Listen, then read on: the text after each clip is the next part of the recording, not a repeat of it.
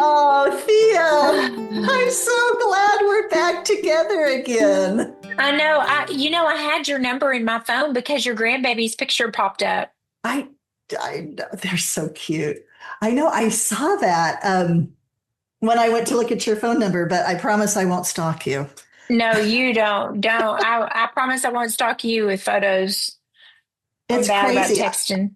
I can't believe it took us like almost 25 minutes to try to get the tech figured out. And it's probably something We. so simple. Oh, I know it is. It's always something ridiculous. That's okay. The universe doesn't want us to talk about this very important topic. No, I believe me, it does not. All right. Well, let's jump in. I will do an introduction and Okay, I'm ready. okay. Welcome to this week's episode of the Good Grief Believer podcast. I am your host, Julie Craig, and I am meeting for a follow up visit with author Theo Boyd. Elizabeth Boyd was born and raised on a farm in the small town of Whitney, Texas. She does have a unique name. It's derived from her grandmothers, Thelma and Elizabeth. And then when she was younger in school, her classmates called her Theo. So we know Theo.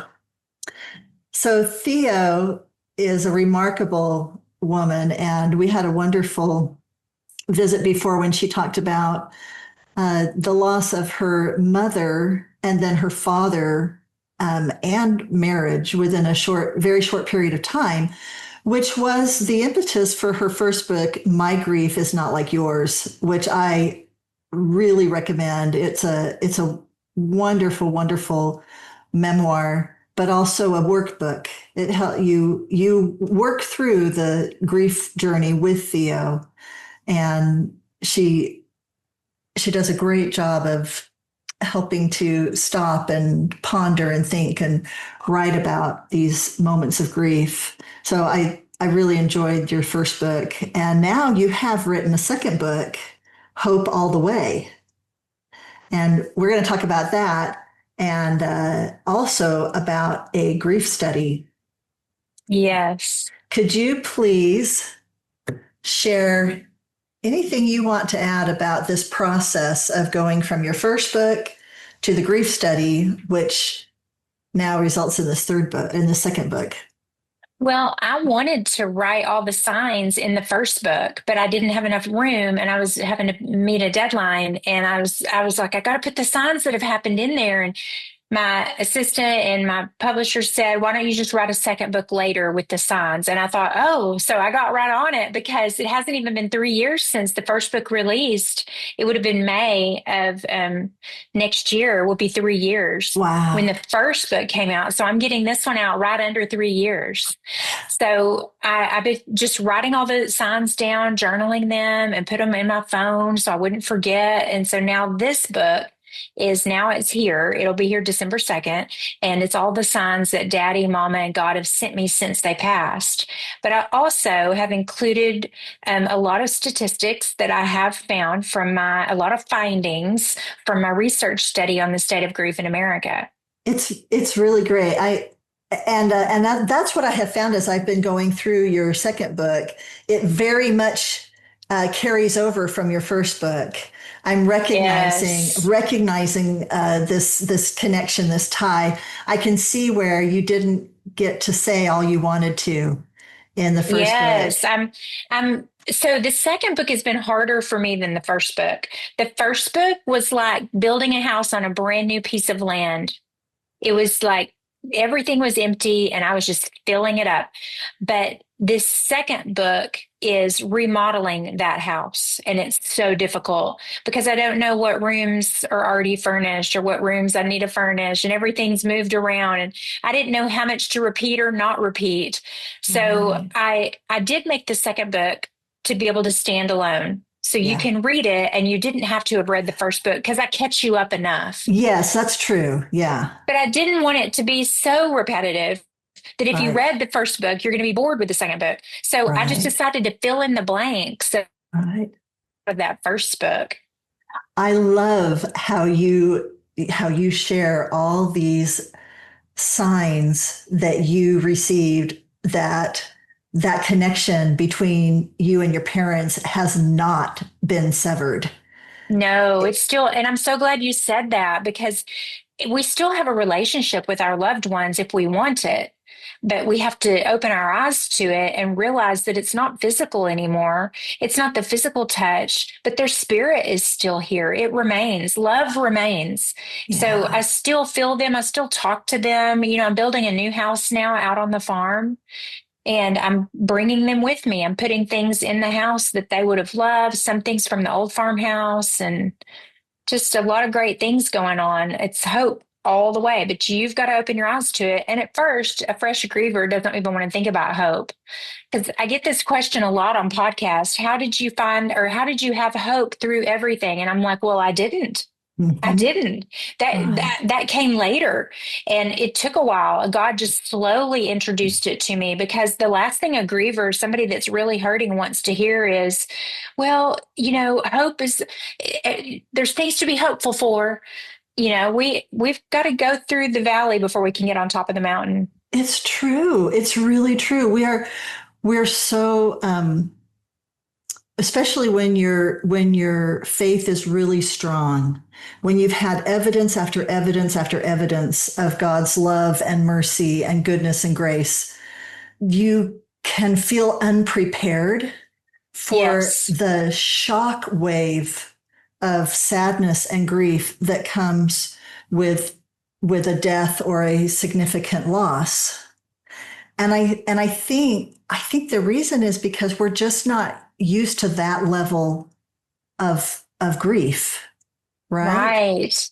We're just not, and we're not in this society in America, we're just not comfortable with the uncomfortable things.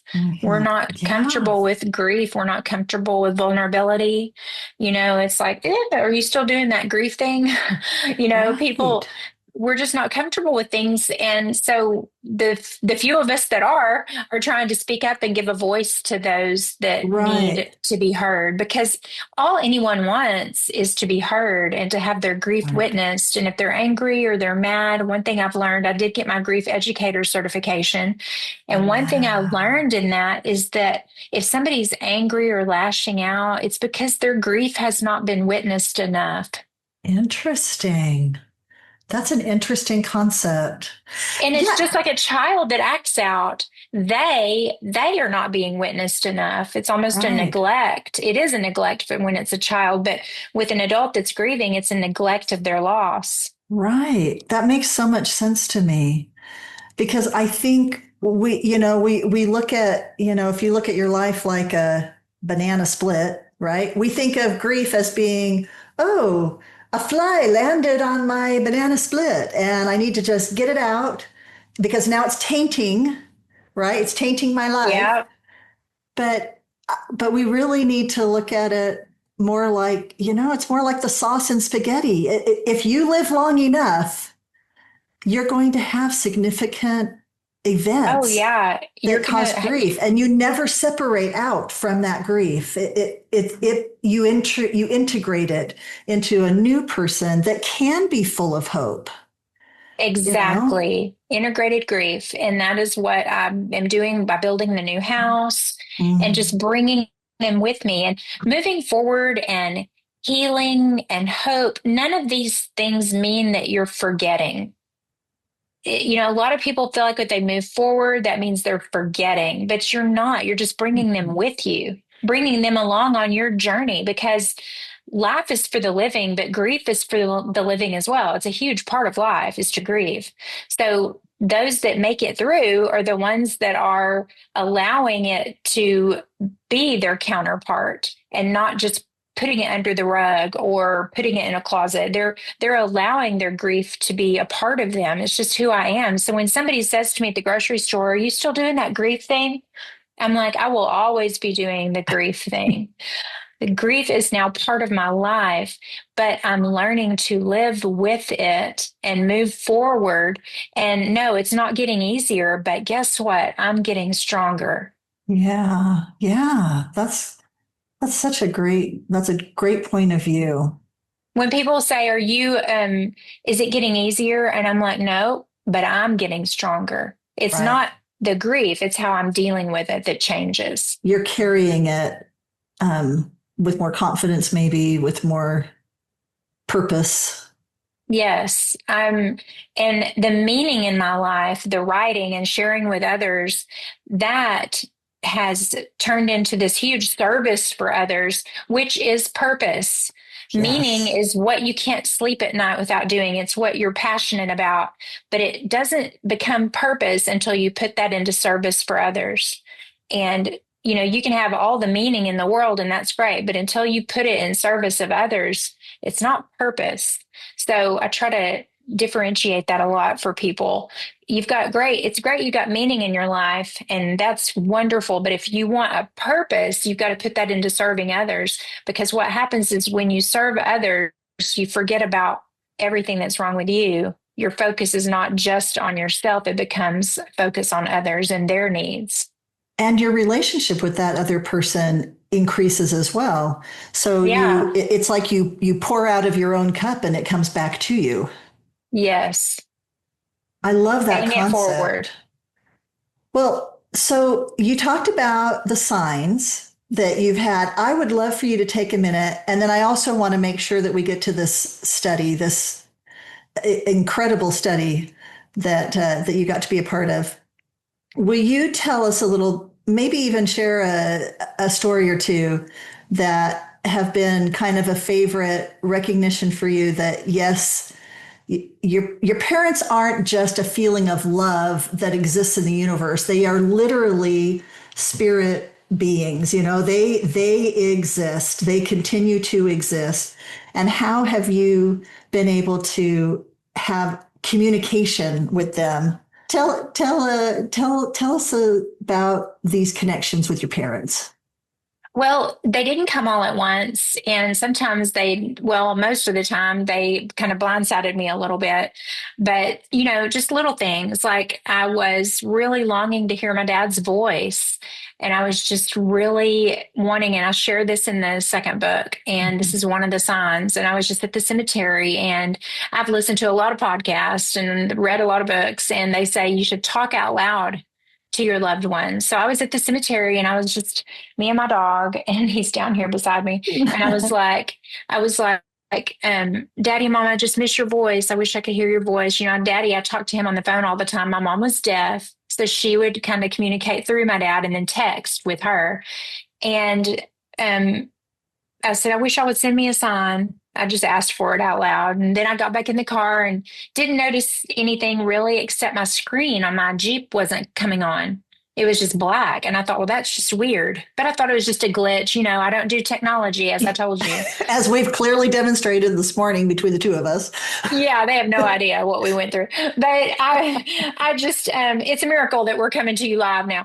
But I was in my Jeep and the screen wasn't coming on. And I just thought, well, that's weird. So I just waited, and then I pressed a few buttons. It still wouldn't come on. And then all of a sudden my phone lit up and the screen lit up, and it was voicemails. And just a little backstory here, because this is what I give you in the book. I had, for 3 years since my dad passed, I had not been able to get voicemails. It was the weirdest thing. I even took my phone to the AT&T store, and I was like, can you figure this out? I can't get my voicemails. They're all gone. And he said, no, you don't have any voicemails. There's not any here. I guess I must have deleted them. So my sister had some, and she let me listen to them. And it's one of those things where I was really upset about it, but you can't cry over spilled milk. So I just was like, I got to get over it. And I've got some old VHS tapes. Mama videoed a lot. So I've got that if I want to, just sit down and cry one day. But I didn't have my dad's voice in my phone. And I had even changed carriers in that 3 years completely to a completely different service, completely new phone number, completely different service, completely different phone since I tried to get the voicemails. So I had, I think, two or three new phones, a different service provider, and a new phone number. And because I'd moved, to Those the farm. voicemails were lost. They were They gone. were completely gone. But when I got in the car in a Jeep, all of a sudden the screen's blank, and then they started populating. And they were voicemails just from my dad over the past like 7, 8 years. I mean, just from my dad. So why? So when a skeptic will say, "Well, it was on the cloud," and I'm like, I don't know, maybe the cloud. Get it? My dad's in the clouds, and I'm just like, But it no, was only your dad's voicemails. It wasn't the exactly. And I bank. had It wasn't. voicemails from, right. I had voicemails from other places. It was only my dad's voicemails, and it was my dad. And I could hear my mom in the background. And Oh my he was the first gosh. one I listened to is like, "We're doing okay." And I'm like, he's letting me know they're doing Oh, okay. that gives me goosebumps. It's Oh, I crazy. love that. I That's just love one of the that. signs, and I'll never forget where I was when all these signs happened. And I talk about those. They're called flashbulb moments. Flashbulb moment, when you remember where you were. Like, we all remember where we were when 9/11 happened. We remember where we were. I remember where I was with each of these signs. Yep. Yep. I've experienced some things like that too. For me, it's usually been a a thought that comes into my head, and it's not in my, you know how you have a thinking voice in your head that talks to you, Yes, all the right? time. But it wasn't my voice talking to Yeah. myself, Yeah, right? I have that other voice, and I don't know if it's God, or now I don't know if it's daddy, but it's that whisper from somebody else Yes, that's not yes. me. And it guides. It guides. Yes, And yes. so I have had those experiences where I've had very, very specific um, thoughts that have to do with my late husband, and even this is a crazy one, when because I remarried, and I see you did too. I didn't remarry, Oh, but oh, I but do have a new love. you have a Yes, but I new do have a new love. love. That Yes, makes me so yes. happy. So You I too. so thank you. Congratulations. It's been such an amazing experience, because I loved my husband so I much. know. I I knew mean, you just did. he was just such a wonderful, wonderful man. And but it's even funny when my now husband was trying to decide whether he was going to fly from Kansas City up to Spokane, Washington, and meet me in person for the first time. He just had a voice in his head say, "What are you waiting for?" And I know that sounds like a very little thing, but I mean, it might as well have been Steve's voice, you know, Yeah. just Yeah. because That's right? great. Because I know he cares about me, and, he was in the details. He was in all the little details, my financial advisor. I had a feeling when I met my financial advisor, because Steve had always done that for us. It was his hobby. He liked it. Ah, It was very complicated and difficult for me to wrap my mind around. So I needed somebody to work with. yeah. And when I sat down and met with this person, and he said, "So you can decide if you want to go with me or not." And I said, "Yeah, I feel good about this." I swear, Theo, behind me, I felt like a fist bump in the air going, "Yes."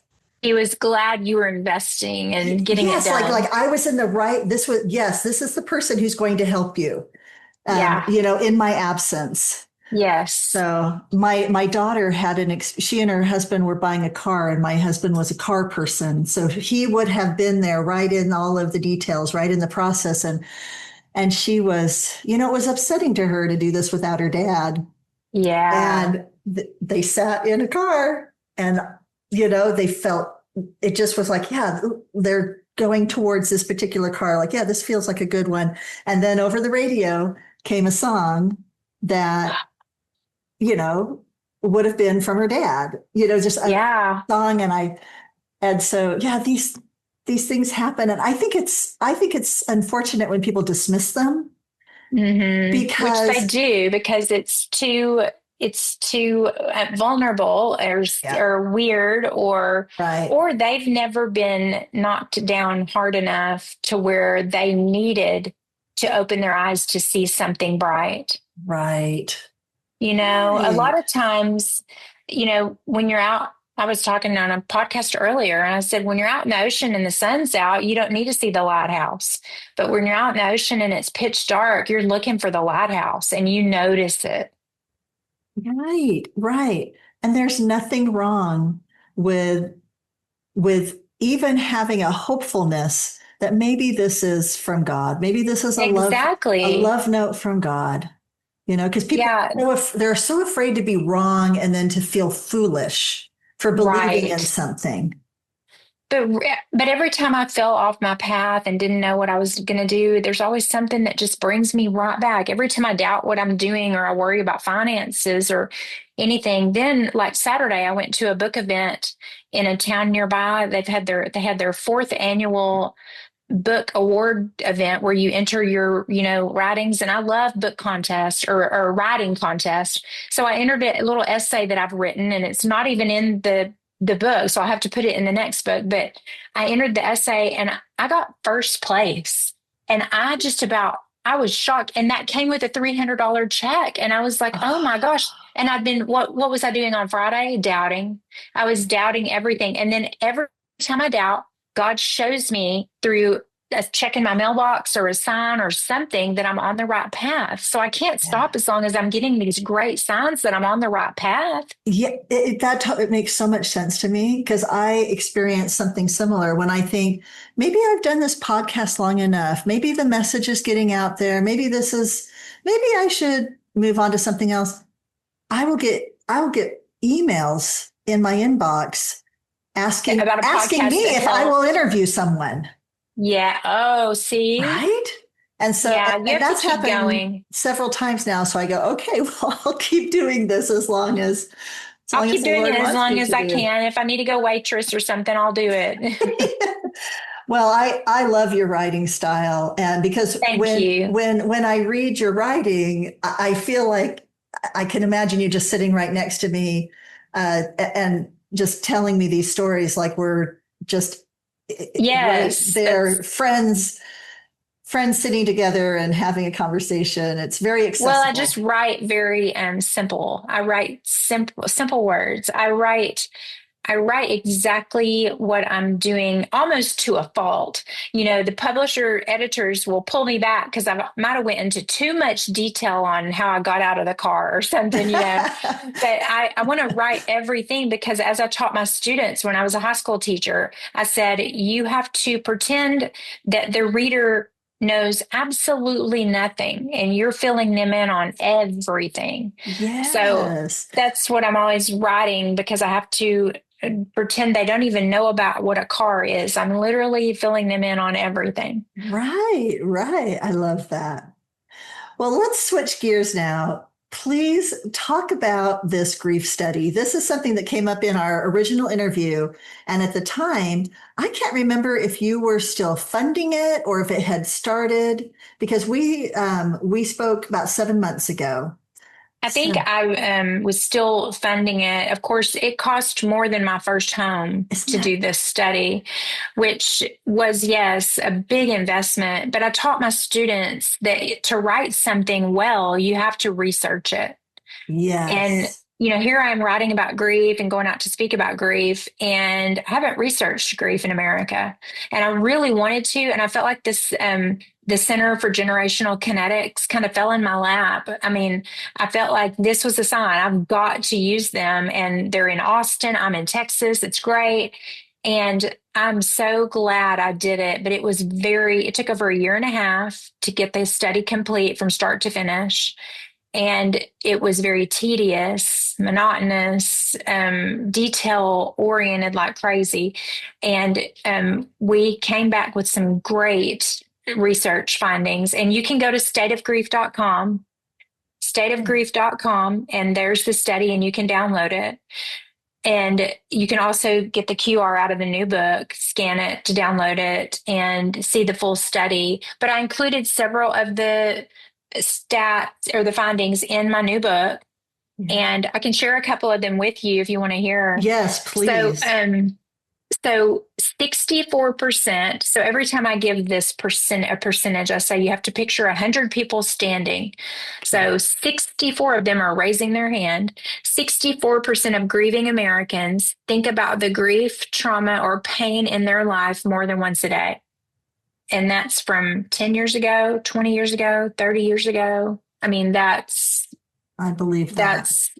that's a lot of people thinking about grief. And of course, when I posted this on social media, I got a lot of response of like way more than once a day. And I thought, yeah, way more than once a day. Right. Right. And another finding was that, and I think I might have already mentioned this, 68% of grieving Americans say that they avoided people or isolated themselves after their most recent loss, tragedy, or grief. So, and the biggest percentage of that 68% are our Gen Z population. Yeah, And I that's our found that 21, 26-year-old. interesting. They are really pulling back, isolating. I think social media could be the reason for that. Yeah. Social media is a double-edged sword. Is Right. it not? Right. It's great. TikTok has some great outlets on grief, and I've Right. enjoyed, reaching out to people and being on there and getting people to comment on my things. But it's also takes children. I call them Gen Zers. My daughter's a Gen Zer. They're young Right. adults, Right. and it can create an introvert. And grief will take the biggest extrovert and create an introvert. I was an Right. extreme extrovert, but I found myself becoming introverted because of the grief. But didn't take me long to just crack that shell and get back out. And, I just, God, once again, showing me the signs. But I wanted to do this research study because I wanted to know what I'm writing about. And it proved to me that, yes, we are in a grief crisis in America. And I believe that it is a direct correlation to the mental health crisis in America, because I did go down a bad rabbit hole one day and I researched a lot of the shooters here in America and the gun Mm. shootings, and they had Yeah. almost all experienced a loss. One Yeah. was the loss of his mobility and his friendships and his hobby, what he loved to do. One was the loss of a grandmother. One was the loss of a job. Their loss comes in many forms. Grief comes in many forms, and they didn't know or weren't able to get the help that they needed. That's so interesting. So for me as a theologian, the question I would really want to know is what's the correlation of the the lack of spiritual connection to fill the space where the grief carves a hole? Because that's what I would think. Why when something is taken away from one person, do they never recover? Whereas for another person, they experience the loss and the grief as well. But you touched on the service to others brings purpose. So Yes. so And I'm looking for that stat. I had a stat and I can't remember it exactly, and I don't want to misquote it. Um, I had a stat about Christians are more, oh, here it is. Christians are significantly, this is from this study, significantly more likely than non Christians to see the value in having a purpose for their lives. okay, because when you take a life and you take something significant away, you have to fill that with something, right? Yeah. And but the reality is, I feel like I can say the reality is that if it's not filled with something greater than yourself, which is something that religion does offer, it's something Hmm. that a belief in God offers, that something greater than yourself can fill that empty space. Then you'll do it with material things or Yeah. things that are less than ourselves. Right. Right. And those things, not only do they not produce hope, but they can cause other problems. If it's being filled with alcohol, if it's being filled with any kind of addictions, compulsions, you Yeah, and know, there's a finding in the grief study, and I don't have it in front of me. I don't, but I do remember there's a finding about finding healthy. A lot of grievers do not know whether they're grieving in a healthy or unhealthy way. I remember There's reading that. there's just not enough out there for grievers to know what the heck they're doing. And now they've Right. changed the name of complicated grief to prolonged grief disorder. But Mm, I have news for everybody. It is we're if you're grieving, it's not a disorder. Grief is not a disorder. So for them to Right. change the name of that is just very heartbreaking because I got diagnosed with complicated grief just 2 weeks after my mom's accident. And now you cannot get diagnosed with anything like that until you've had it for 12 months. And it's called prolonged grief disorder. That is wrong on a lot of levels, right? Because it implies Yes, that if you're still grieving after 12 months, that there's something wrong. that you have a disorder. Yeah, a disorder. And yet we've been talking about how grief is a part of life. It's such a normal human emotion. It's such a Yes. normal part of living is experiencing dying. It's just dying is just a transition. And, Yes. it just really makes me sad that they've changed that to PGD or prolonged grief disorder because that I'm so thankful I got the diagnosis for complicated grief just 2 weeks after mama's accident because I thought I was going crazy. And if I hadn't got that diagnosis, I don't know if I'd be here today. Right, right. Well, and your dad experienced complicated grief. Yes, he needed it too, but to tell my dad that he had a disorder Right. and oh, but dad, we can't give you that diagnosis till you've had it for 12 months. I mean, I'm just so Yeah. thankful that during the time I went through it, that it was still complicated grief. And Yeah. anyway, hopefully they'll all come to their senses. Yeah, Well, again, I mean, social science is not it's not set up to accommodate very well a belief in something higher than yourself. I mean, it's not super friendly to spirituality, right. right? And so, yeah, and I don't want to run the risk of sounding like I know anything about anything. But what I do know is that my relationship with my heavenly Father, right, with God, um, does sometimes more for me than Yeah. social or psychological knowledge can do. Yeah, and it Yeah, should. right, right. It's whatever is good and true is enriching, but I find that I have more answers to the real everyday problems of life that come to me through my spiritual walk. Yes. And but again, being someone of faith, that doesn't mean that is always feeling super strong when you're Oh going through something no. hard. No. I But mean, we're just human. yeah, I love what you're saying. Let's not call grief a disorder. Grief is not a disorder. No. That's Grief, like saying if you love someone, you have a disorder. right, right. One of your something that you found from the study, because I have it up in front of me here. 84% of grieving Americans said they wish they could talk more openly about grief, loss, or tragedy. Yeah, that's a lot of people. That's 84 people holding their hand up. That means most. That means Yeah. the overwhelming majority of people wish that they could talk about grief more openly. And And why can't they? I Because nobody wants, oh, I don't want to be sad today.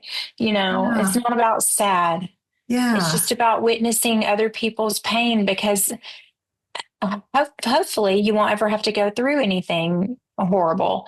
But if you do, wouldn't it be nice if somebody's going to be there for you so you could be there for them? I don't know a single person who gets through this life without going through something. Exactly. And none of us are getting out of this thing alive. So That's we need true. to just be there for people and, witness their pain or what they're going through. If more people could just zip it and just open their ears and listen instead of talking so much, it would be a lot better place. I like that idea. For me, the really significant um, change happened in my life when I met my late husband, because he had been a young widower. He was 33 when his first wife passed away. She was only 31, really young. They had two little Yeah. kids. And, but what was really remarkable to me when I met him and started talking to him was that he just didn't seem bitter. He had sadness. There was no doubt about that. And there were times when he would cry, but he wasn't bitter. And that was fascinating to me. And I just wanted to know, how does somebody go through that? And so I feel like I was really blessed that we had just so many conversations about death and grief and loss. And so it became a very easy topic to discuss. And, and then as we would go through our lives and, meet somebody who had experienced a loss, we had some friends whose little baby daughter passed away, and just such a tragic circumstance. But it was comfortable to talk to them about their loss, because this conversation of loss was not uncomfortable for us. Yeah, they were probably glad. The Right. majority of grievers that I've talked to are glad when the name of their loved one is mentioned. Right. So how do you think somebody crosses this barrier from, I'm so uncomfortable talking about grief and loss, but I see this person I love who is suffering. What do you think are some steps they can take to cross into an area of more comfort? Just to be there and listen. If they want to talk, they're going to talk. But if they don't want to talk, just be there and listen. Have a cup of coffee with them, or just do some things for them around their house, just to be there and be present for them. And, be very specific in how you want to help them. Don't leave it up to them, because they're probably not ever going to get back to you. Mm-hmm. Just say, I want to come mow your grass. Can I come sweep your back porch? I made you these pot holders. Can I come over and we have a cup of coffee? Just be there for them. And you don't have it. Nothing has to be a big thing. It doesn't, It just can be very simple. Just say, can I sit on your couch while you go take a nap? Or it's can I just fold some connection. clothes? It's connection. It's so simple. And we love to complicate it. Well, and maybe all of this goes back to, why do we have a mental health crisis? Because we lack connection. Why We do. Why do we have a grief crisis? Because we lack connection. Yeah, loneliness is still which is what my winning essay on Saturday was about. It's called The Pet Mosquito. That sounds fun. Yes. So it was all about connection. You talk in here in the grief study about when grief meets relationships, don't ignore red flags. Yes. Could you talk about some of those? Yes, I have a chapter in the book called Burned. So all the chapters are in the second book, Hope All the Way, are named after how you would order steak and eggs. So Hope and all the way, like you get your hamburger all the way, potato all the way. So Hope all the way. And all the chapters are like over easy, scrambled, well done, rare, raw. So all the chapters are how you would order steak and eggs. So I do have one chapter called Burned, because I thought, as much as I'm sharing the great positive signs of hope, I've got to share some signs for our young ladies out there, and men, or older women and men that are in new relationships. And some of the signs that I've experienced in my past relationships that were red flags that I ignored.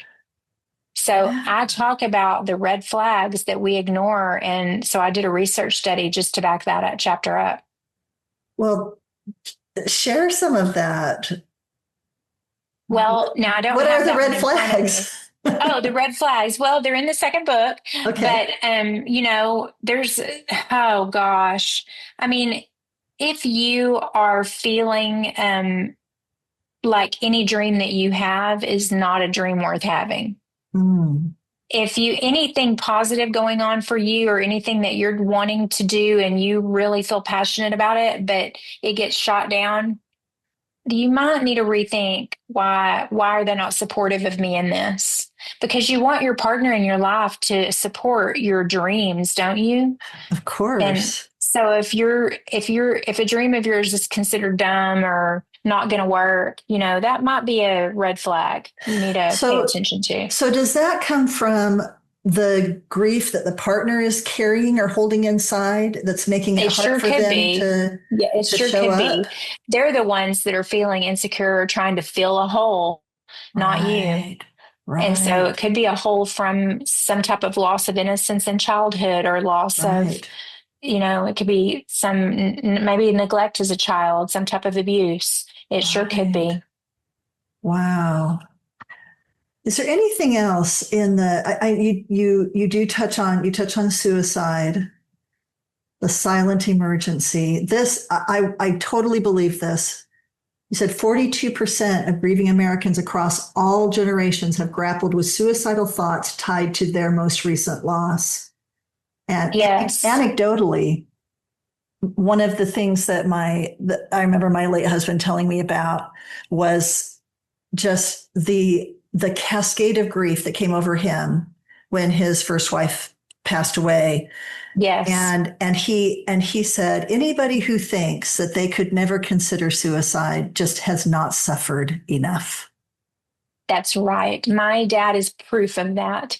My dad was a minister, served God his entire life, preached numerous funerals of people that have taken their life by suicide. Never in a million years would I've dreamed it. And God may give you more than you can handle, but it could still be part of his plan. And Right. my dad is proof of that very thing. Right. Don't ever think that you are immune to that, because there are things that can happen in this life that are much worse than death that can Right. happen to you. Right. Right. And that decision doesn't erase the value and the purpose and the goodness of the person who's no longer with us. Exactly. Exactly. Well, that's probably that's a good note to end on. I really encourage everyone to check out your books. My Grief is Not Like Yours and Hope All the Way. Please look into this study. It's a fantastic I'm so glad you appreciate study. it. Oh, I do. I do so much work and such a sacrifice personally that you made to get this out into the light, something that we can talk Yes. about. So I Yes. love We it. I have the really proof appreciate now. it. We have the proof. So now we can go out and use that as a resource to help people that are hurting. Thank you. Well, I usually end my podcast with the question, what do you think it means to grieve well? And I would like to ask you that from the perspective of, has anything changed in the last 7 months of what you think it means to grieve well? Or what have you learned that has been particularly meaningful to you about how to grieve well? I think, of course, it's each individual person, but being able to put that meaning in your life into a form of purpose to help others. If you're doing something in your life to help other people, or maybe it's just one person, if you're doing something to help someone else make it through this life, then that is grieving well. I love that. Love that, Theo. And you are certainly doing that. So I appreciate Thank you that. so much. I'm so glad I got to be back on here. Yeah, me too. It's so good to see you. I'm You glad your life is too. doing well. And Thank you. And I'll be back soon because in less than 3 years, that's my goal. In less than 3 years, every 3 years to have a new book. My next okay. book is a book, one book of a collection of my dad's bedtime stories. Oh, I love that. Oh, that'll be so sweet. A good escape for adults, but a good resource for parents to read to their kids. I love that. That's wonderful. Well, thank you so much. And God bless you. Thank you. Thank you.